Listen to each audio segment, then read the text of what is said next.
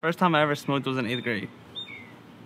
The first time I ever used methamphetamine, which is my drug of choice, was my freshman year in high school. It wasn't all of that the first time, but the second time it's like, you really remembered everything that happened. And I mean, you kind of, I don't know how to explain it, you don't worry about anything. It's like an escape from reality. So it's just, at the end of the day, I mean, you always come back to your reality, but it's like just a waste of time. My name is Brennan Williams, and I'm an alumni of Safe Landing. For me, like, you can ask my dad or my parents. Kind of everything I do when I was younger used to always be like kind of controlled. Not in a bad way, like in a very good way, like protective and everything. And sometimes I just felt like it was always like overdone. And so I just tried to like get away sometimes. Like I'd never try to be home because I was so used to it. Or when I am home, I'd always get in trouble for staying in my room, not getting out. Or like little things like that. We had noticed a couple of years ago, he had this little friend. She sent over a video of Brennan and his partner in a truck smoking marijuana. That was the first time we were aware that he was doing drugs. You know, you think that you're just gonna talk to your kid and that everything's gonna be all right. And then him leading up to marijuana, smoking that, we talked to him, typical kid, I'm not gonna do it again, you know? And then the guy who he was smoking with, we no longer allowed him to go to his house.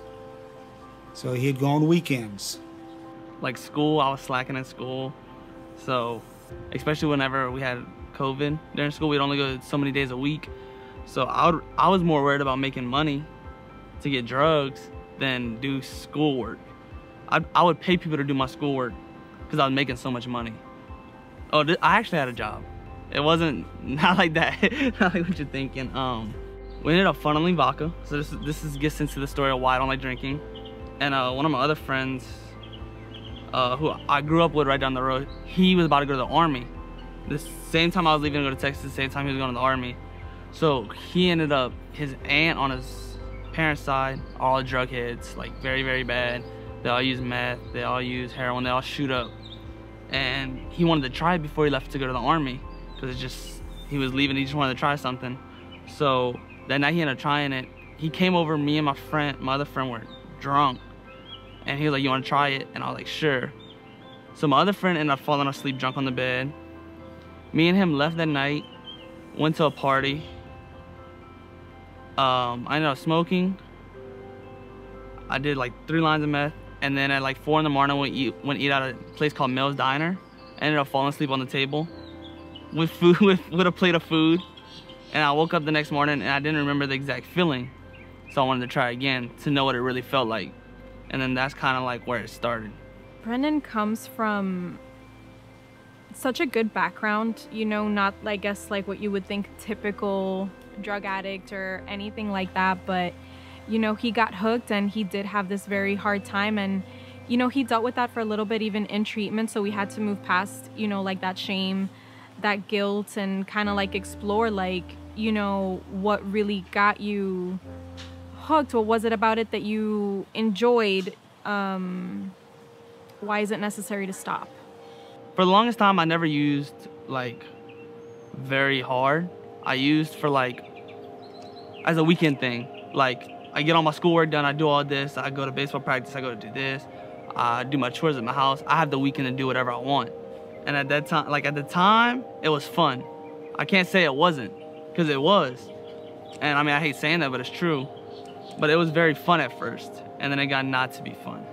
He would stay in his room a lot, and he would get aggravated because we would try to get him, you know, get together and have a little family outing at the house all the time, and come out of your room and socialize with, you know, your brothers and your nieces and your aunts and your uncles. And he wasn't doing that quite as much. You know, he'd stay isolated in his room. The night that he sat down with us, me and the wife were sitting in our recliners, and he sat on the floor, and he turned around and he told us everything.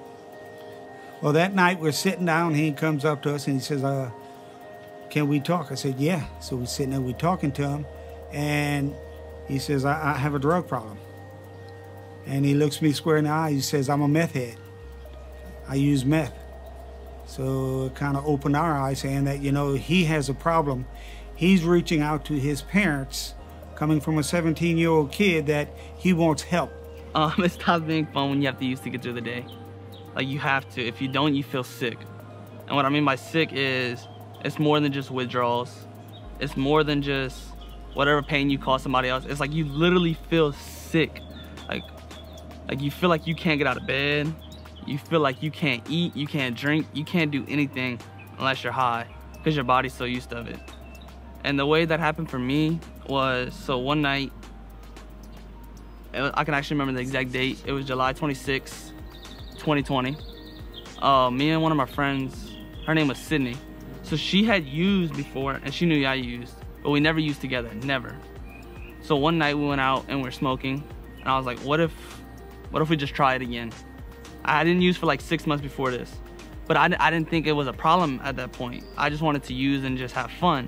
I mean, we had a fun time. We went out that night, we hang out with some friends. It was a fun night. Like, it was just fun. And then the next day, I don't remember how, but I got more.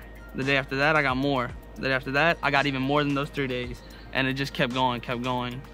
And at one point, it got to the point where, so I started off by snorting it. And at one point, my nose would hurt so much, and that I wanted to experience, like, I wouldn't get as high as I would before, so I started smoking it. And whenever I smoke it, you don't have to worry about leaving a mess anywhere. It's easy. I was able to do it in my house, truck, anywhere I went, and it's easy to hide. So it was I always had it one way or another, and my family knew nothing, nobody knew nothing, and I had probably been using for about like 4 months.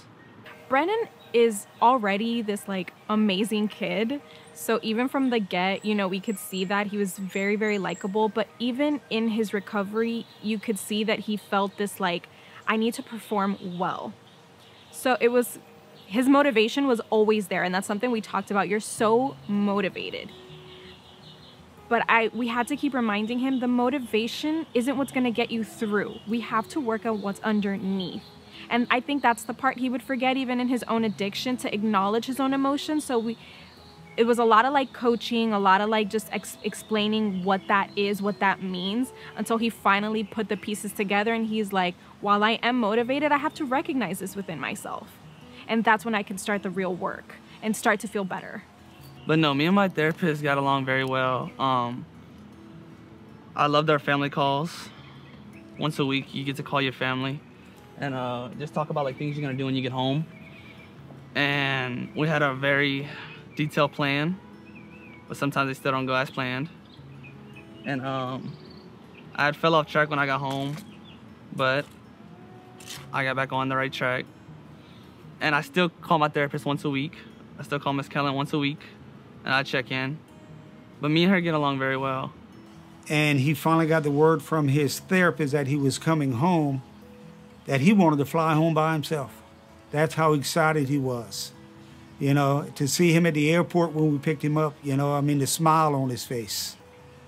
So it's like just trying to be a young man as far as doing things on his own now.